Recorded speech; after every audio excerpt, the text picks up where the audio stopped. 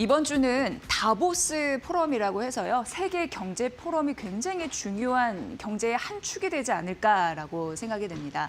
19일부터 오늘이죠. 23일 스위스에서 열리게 되는데 중요한 연사들이 나와서 발표하는 것을 넘어서 트럼프 대통령 이기 이후에 글로벌 시장의 질서가 어떻게 재편될 수 있을지 가늠할 수 있는 굉장히 중요한 요소이기 때문에 보셔야 됩니다. 그리고 트럼프 대통령이 6년 만에 다보스 포럼에 등장하게 됩니다. 그런데 미국의 우선주의를 표방하면서 어떤 얘기를 할 건지 굉장히 중요한 요인들이 군데군데 포섭돼 있을 가능성이 있어서 주목하시길 바랍니다.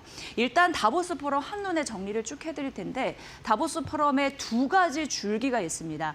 이 첫 번째는 올해 경제가 정치나 외교에 크게 좌우될 수 있음을 다보스 포럼에서 좀 알려주지 않을까라는 예측. 이게 중요한 시나리오의 첫 번째이다라는 부분인데요.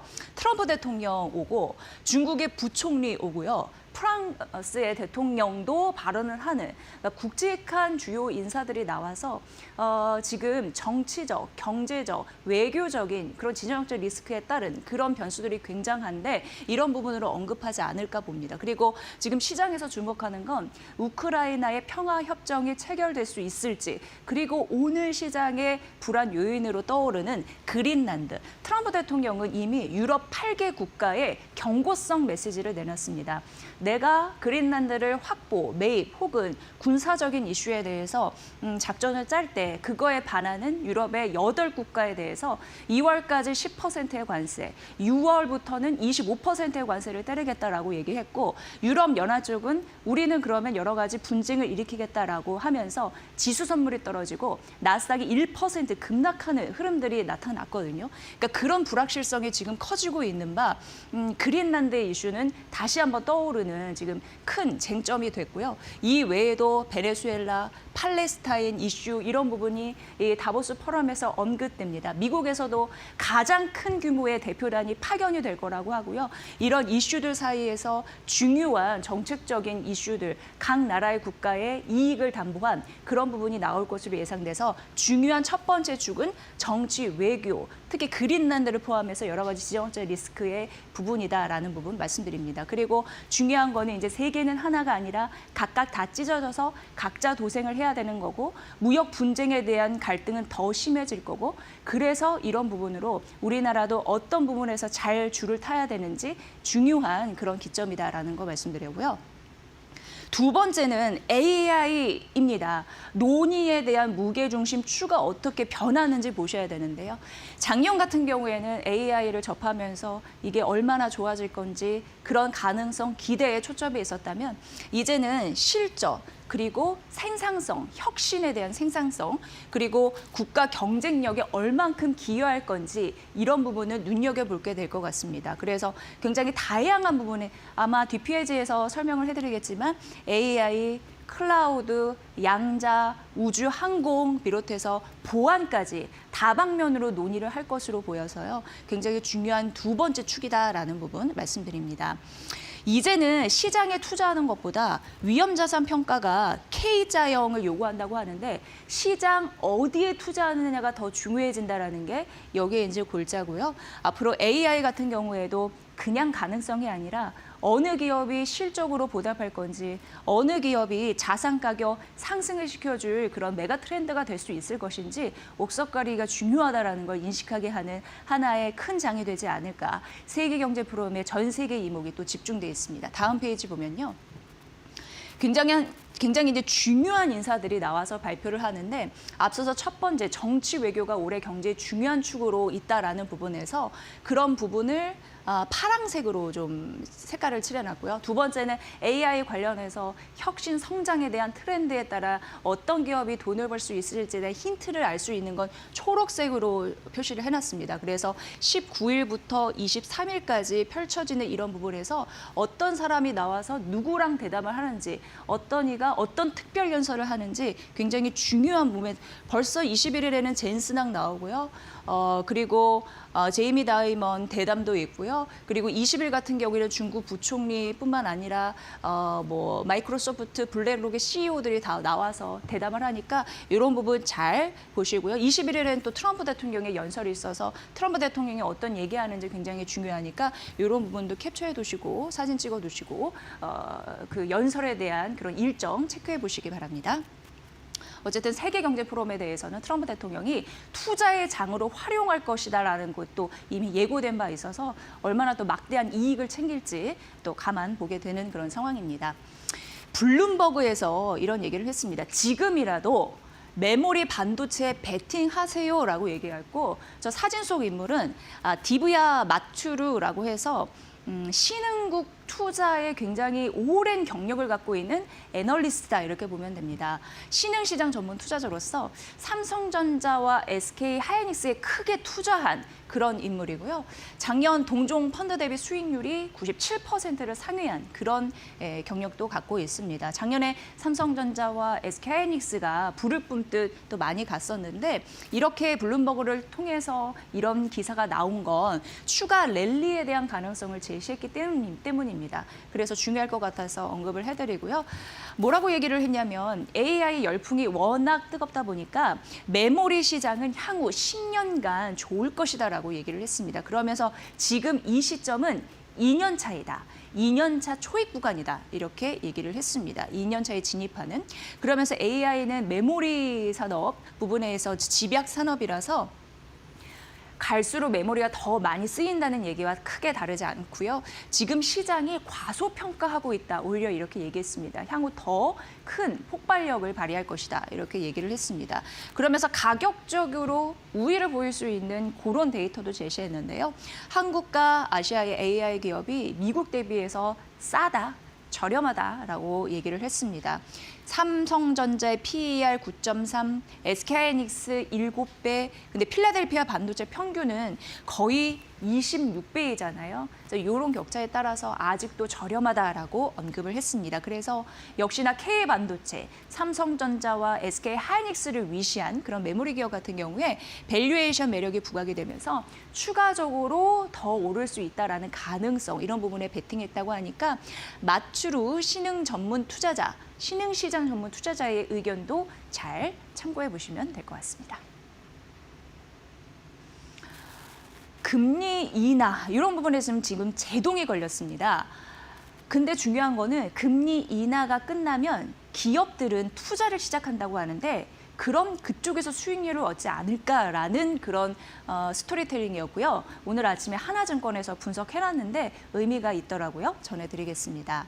기준금리 인하가 지금 하단이 막혔다? 이 얘기를 좀 말씀드리면 금통위도 저희가 발빠르게 그때 당시 말씀을 드렸지만 국내의 기준금리 2.5%로 동결했는데 워낙 환율이 높다 보니까 오늘도 역시 1,470원대 위에서 움직이잖아요. 아무리 뭐 재무장관이 강력 이례적으로 구두 개입했다 하더라도 다시금 환율은 상단으로 올라가 있는 상황인데 높은 환율이 신경 쓰이기 때문에 동결할 수밖에 없는 그런 배경이 있었고요. 그리고 이제 미국 시장에서 지난주 금요일 이게 굉장히 중요한 요소였는데 이름이 좀 비슷합니다. 그런데 이제 중요한 것은 원래 연준 의사의 핵심적인으로 이제 임명될 거라고 했던 1위에 대한 후보자가 케빈 해시시였습니다. 백악관 국가경제위원장이었었는데 이 사람이 밀리고 이름은 좀 비슷하죠. 케빈 워시. 그러니까 해시시 아니라 워시가 다시 부각됐거든요. 임명 확률이 60%로 올랐습니다. 왜냐하면 트럼프 대통령이 해시는 그냥 그 자리에 있는 게 더 좋을 수 있다 이런 얘기를 했거든요. 그런데 어쨌든 케빈 워시에 대한 임명 가능성이 조금 더 높아지면서 10년물 금리가 4.2%를 상회하는 흐름들이 있었습니다. 그러니까 훨씬 해시보다는 워시가 매파적 분위기가 있거든요. 그렇기 때문에 10년물 금리가 올랐다 이런 부분입니다. 그런데 중요한 거는 미국과 그리고 국내를 봤을 때 지금 국내는 어쨌든 높은 환율이 신경 쓰이는 와중에서도 국내 수출 경기가 견조한 흐름들을 유지하고 있는 상황이고요. 미국 같은 경우에도 GDP 나오가 5.3이라고 했는데 이 수치가 2015년 이후에 코로나19 그때를 제외하고서 가장 높습니다. 이런 부분으로 봤을 때 신용 위험도 낮은 수준이고요. 이런 부분 봤을 때 어쨌든 그 장기물 금리가 올라가 있는 상황에서 여러 가지 리스크는 있습니다만 이렇게 수출 경기도 양호하고 미국 경기가 견조한 이런 흐름들이 있을 때 전반적으로 과거 공식으로 보면 기업 투자가 확대가 됐다라고 합니다. 그런 부분에서 미국과 한국 기업의 투자 확대에 대한 업종에 대해서 주가가 조금 더 오를 수 있다라는 가능성을 언급했습니다. 다 그 다음 페이지에 보면은 그래서 결론으로 기업을 말씀드리면 국내와 그리고 해외를 나눠놨거든요. 일단 국내 같은 경우에는 삼성전자, SK하이닉스, 하나에어로스페이스, 현대중공업, 그리고 HL만도, 현대로템, 현대글로비스까지 언급을 했고요. 그리고 해외 주식 같은 경우에는 알파벳, 마이크론, 램리서치, 뉴몬트 이런 종목들을 얘기했습니다. 근데 이런 종목들 다시 한번 공통점을 말씀드리면 재고 비율이 낮기 때문에 그러니까 재고가 점차적으로 준다는 겁니다. 그래서 투자 수요가 늘 수 있다는 가능성 이게 첫 번째고요. 두 번째는 현금이 두둑합니다. 두둑하기 때문에 투자를 많이 할 수 있는 기업이다라는 공통점이 있고요. 세 번째는 설비 투자를 많이 하면서 매출이 늘 가능성이 있고 네 번째는 투자 수익성도 우수하다고 합니다. 이걸 종합해 봤을 때 재고가 줄어들면서 현금은 많으니까 투자할 수 있고 그런 부분에서 매출과 이익단에서 높은 수익성을 기록할 수 있는 종목이라고 했습니다. 금리 인하가 더 이상 되지 않고 어쨌든 이런 흐름으로 갔을 때 기업들이 투자를 확대할 가능성이 있다고 하는데요. 장기물이 올라갔을 때 이런 흐름으로 어떤 종목을 봐야 될지 돈을 잘 투자해서 벌 수 있는 종목에 대해서 관심 가져보시면 될 것 같습니다. 포스코 인터내셔널 오늘 상승세가 가파른데요. IBK 투자증권에서 오늘 아침 목표 주가를 상향하는 소식이 있었습니다. 목표 주가 73,000원으로 올렸고 실적이 좋아질 것이다라는 걸 반영했다라는 게 주 의견이었고요. 세 가지 모멘텀이 있더라고요. 일단 포스코 인터내셔널은 구동 모터에 투자하는 모멘텀이 생겼습니다. 그러면서 고객사가 완전 민감하게 생각하는 제대로 납기해주고 그리고 무슨 문제가 있을 때 현지에서 잘 요구를 들어줄 수 있는 그런 부분으로 맞춤형을 하고 있다라는 부분이고요. 폴란드 공장 연 120만 대로 유럽 거점이 생긴 거고 아시아, 북미, 유럽 3대 거점 벨트를 기반으로 해서 2030년 연 750만 대 체제를 구축한다. 이런 공급망 프리미어에 대한 모멘텀 첫 번째를 분석을 했습니다. 그러면서 장기 거래, 고객사가 원하는 것 이런 부분을 잘 맞춰주면서 그런 부분으로 고차가 될 수 있다라고 얘기를 했고요. 두 번째는 중국 아닌 곳에서 영구 자석에 대한 공급 계약으로 잠궜다 고객사들을 이 말이 되겠습니다. 그래서 북미 완성차를 대상으로 해서 영구 자석 9천억 공급 계약 이 소식이 있었고 유럽 프리미엄 대상으로 해서 영구 자석도 장기 계약 체결 이슈 있었고요. 미국과 호주, 베트남 이런 부분에서 히토류 조달에 있어서 국내 생산, 영구 자석에 관해서 생산을 구축하는 구조이다. 이런 부분도 두 번째로 중국이 아니니까 국내에서 생산하는 이런 모멘텀이 있다라는 부분이 있었고 세 번째는 히토류 밸류체인 강화에 대한 모멘텀을 얘기를 했습니다. 이런 부분으로 잘 할 수 있을지 봐셔야 되는데 이게 원스톱이라고 해서 히토류에 대한 원료를 확보하고 이것을 잘 정제하고 영구 자석을 제조하고 그러면서 또 여기에 따른 폐자원을 재활용하고 이런 부분이 이제 통합이 됐다라는 부분이고요. 포스코 인터내셔널 국내 기업 같은 경우에는 원료 영구 자석 사업을 하고 그리고 리 엘리먼트라고 해서 여기에 이제 협력을 했거든요. 이쪽 기업은 정제하고 재활용하면서 생산, 공급만 시간을 좀 단축하는 이런 부분도 중요한 모멘텀이 됐다라고 하면서 IBK 투자증권에서는 세 가지 모멘텀을 제시하면서 목표 주가 상향 소식을 알렸습니다.